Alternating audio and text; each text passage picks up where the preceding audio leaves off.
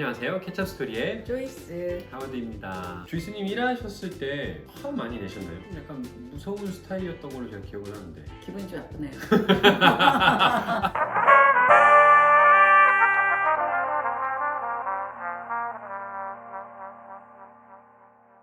화는 늘상 많은 것 같고요.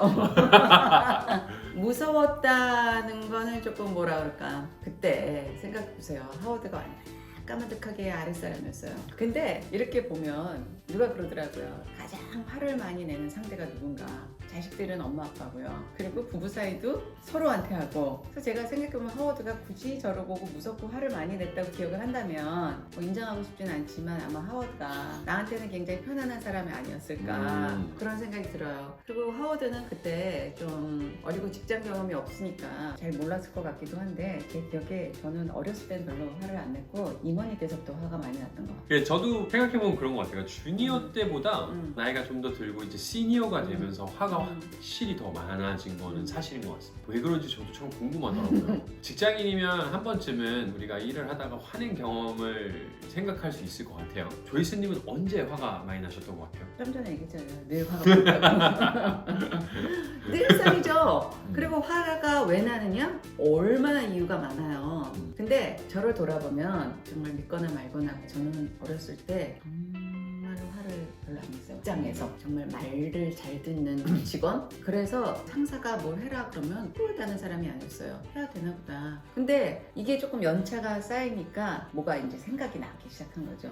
빌드업이 됐어. 그래서 5년쯤 지나고 나서부터는 제가 화도 나고 뭐 짜증이라고 할까? 좀 재수없는 스타일이긴 하지만 나는 왜 이것밖에 못하지? 이런 데서 스스로 짜증도 냈고 왜 나는 내 팀원들을 상사가 뭐를 해오라는 방향대로 잘 리드해서 가야 되는데 잘 못하지? 그리고 왜 나는 상사한테 지적을 받을 수밖에 없게 일을 할까라는 어떤 자책감? 그런 거에서 화를 낸 것 같아요. 정말 드문 케이스죠. 스스로한테 화를 내는 거는. 저도 얘가 왜 그랬는지 모르겠어요. 근데 이제 팀원들에 대해서는 연차가 쌓이면서 좀 화가 나기 시작한 거는 맞는데 아마 이런 것들이었던 것 같아요. 전반적인 업무 태도, 성실하지 않다. 맨날 지각하는 왜 5분씩 매일 지각을 할까? 그 다음에 책임감은 왜 저는 저거밖에 없을까? 그리고 왜 업무를 더 잘하려고 방향을 이것저것 생각을 덜 할까? 왜 나같지 않을까? 이런 걸로 이제 팀원들한테는 화가 났어요. 그리고 상사에 대해서는 좀 어려운 팀원? 왜 그런 거 있잖아요. 팀원 얘들도 쟤한테는 조금 어려워. 이런 사람이었던 것 같아요. 그래서 이제 조금 그러다 보니까 일 잘못하는 상사, 가이드라인 별로 확실히 못 주는 상사, 그리고 본인이 똑똑하지 못한 사람, 기본적으로 똑똑하니 안 똑똑하니 좀 있을 수 있잖아요. 그리고 커뮤니케이션 잘 못하는 사람,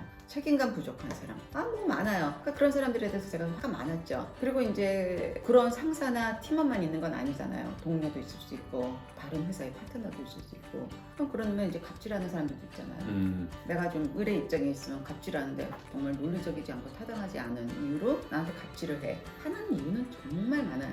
하고는 안 그래요? 사실 저도 요즘 이 주제에 대해서 고민을 되게 많이 하고 있어요.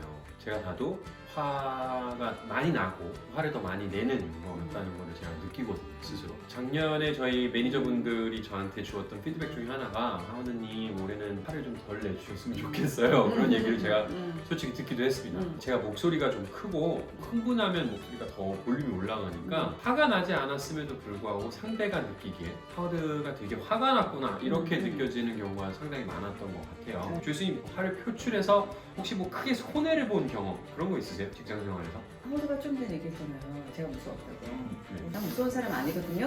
근데 무서웠다고 그러잖아요. 그럼 부정적 이미지, 화를 내야 할 상황에서 냈는데 그게 이제 무섭다. 무섭다라는 거는 논리적이지 않은데 약간 좀 애매모호한 그런 뉘앙스가 들어있는 것 같아요. 그래서 그런 거가 저는 손해 아닐까. 제가 생각하기에 저는 이제 일부 직원들 피드백에 의하면 제가 업무를 설명할 거나 또 기대하는 목표, 방향성을 얘기할 때 굉장히 클리어하게 얘기를 한대요. 근데 그 클리어하게 얘기하는 게 어떤 사람들한테는 되게 좋은 상사로 받아들일 수 있지만은 나머지 사람들한테는 부담스럽고 불편한 것 같더라고요. 그래서 언제 화가 나느냐 이런 거는 저는 그렇게 클리어하게 얘기했는데도 불구하고 잘 못 이해했어. 근데 안 물어봐. 그래서 일을 망쳐와. 그럼 전 진짜 화내거든요. 근데 그 화를 내면 자기네들이 잘못해서 내가 화를 냈다고 생각을 안 해. 내가 그냥 화내는 사람이야. 직원 평가, 서로 다면 평가하잖아요. 그렇죠. 평가에서 제 상사가 너는 왜 직원들한테 감정적이야? 아주 그것처럼 억울한 게 없어요. 저는 그게 가장 큰 손해인 것 같아요. 죽도록 일하고 나쁜 평가를 받아. 손해 아니에요? 그쵸. 근데 최근에 어떤 드라마를 봤는데 이러더라고요. 불편하지만 신뢰 받을 만한 상사인가? 편하지만 막대하는 상사가 될 것인가? 저는 손해를 받지만 불편하지만 신뢰를 받을 만한 상사가 되는 걸로 그냥 그렇게 살았던 것 같아요. 근데 진짜 손해예요. 말씀 들어보니까 저희 주제가 화인데 저희는 계속 웃고 있네요. 그럼 언제 또 화를 내요?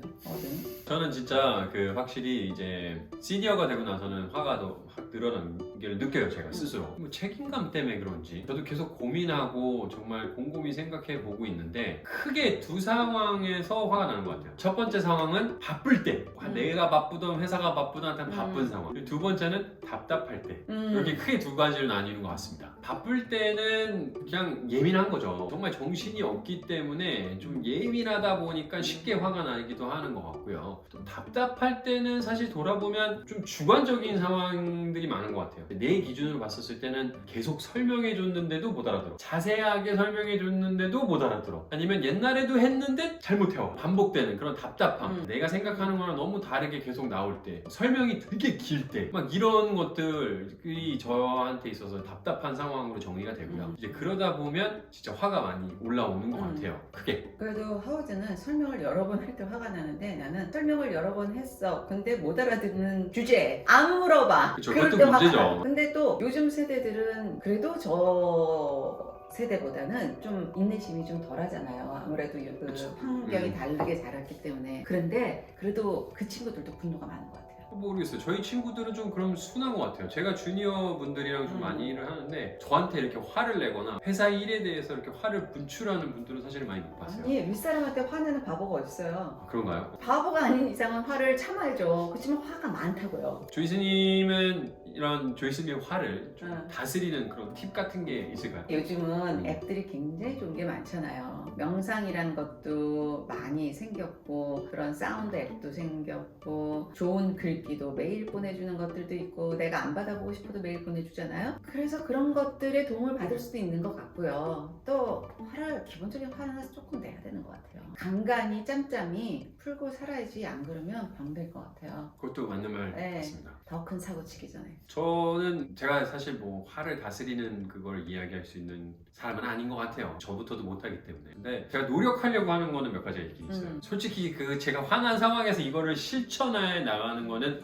정말 쉽지 않지만 첫 번째로 심호흡하는 거 도움이 많이 돼요. 호흡을 몇 번 하게 되면 사람이 상대적으로 이렇게 좀 몸이 그렇죠. 차분해지고 네. 산소가 몸에 이렇게 계속 더 퍼져나가면 좀 이렇게 안정적이 되는 것 같아요. 심호흡 되게 도움이 됩니다. 그럼 이제 두 번째로 제가 좀 많이 하려고 하는 방법은 이제 말씀드렸듯이 화가 난 상황 속에서 이거를 하기가 되게 어렵잖아요. 그래서 그 상황을 잠깐 나갔다 오든지 뭐 화장실에 갔다 오든지 이러면서 심호흡을 몇 번 하고 다시 그 미팅 자리나 그 공간으로 돌아가게 되면 조금 더 이제 분노를 좀 조절해서 이성적으로 대할 수 있다. 뭐 이런 게 제가 하려고 하는 거고요. 그리고 세 번째는 저는 되게 노력하는 것 중에 하나인데 제 노트북에도 이렇게 적어놨어요. 나와 다르다라는 것을 인정하면서 이해하려고 되게 많이 노력을 해요. 왜 이 사람은, 왜 상대는 이걸 이렇게 했을까? 이렇게밖에 할 수 없었을까? 이해하려고 노력합니다. 그래서 이게 정말 어려운 거지만 질문을 많이 하죠. 왜 이렇게 하셨는지, 왜 이렇게밖에 할 수 없었는지에 대해서 이해를 하면서 조금 더 화를 좀 다스리려고 요즘 많이 제가 좀 훈련하고 있는 거라고 말씀드릴 수 있습니다. 요즘에 제가 개인적으로 좀 화가 많아서 이런 이야기를 좀 해보면서 전 요즘이 아니에요. 늘 화가 많아요. 이 영상을 보고 계시는 혹시 제 주변 분들은 좀 이해를 부탁드릴게요. 제가 알고 있고 정말 노력하고 있는데 잘 안 된다. 하지만 노력하고 있다. 이걸 좀 이해해 주시길 부탁드립니다. 조이스님이 앞에 좀 이야기해 주셨는데 저도 비슷한 걸 봤어요. 우리 뇌에는 가까운 사람일수록 나랑 되게 가깝게 느낀다고 인지하는 게 있대요. 우리 뇌에는. 그래서 나랑 가깝기 때문에 나랑 같을 거야. 그렇기 때문에 나랑 다른 행동이 나왔을 때 화가 나는 거죠. 나는 안 그러니까. 그런 부분이 요즘 제가 좀 많이 인지하려고 하는 것 같아요. 근데 가까운 사람일수록 우리가 이렇게 악영향을 줄 수 있다는 것이 정말 안타까운 것 같아요. 이 영상을 보시는 분들도 좀 주변 사람들에게, 가까운 사람들에게 조금 더 나이스해지기를 바라고 싶네요.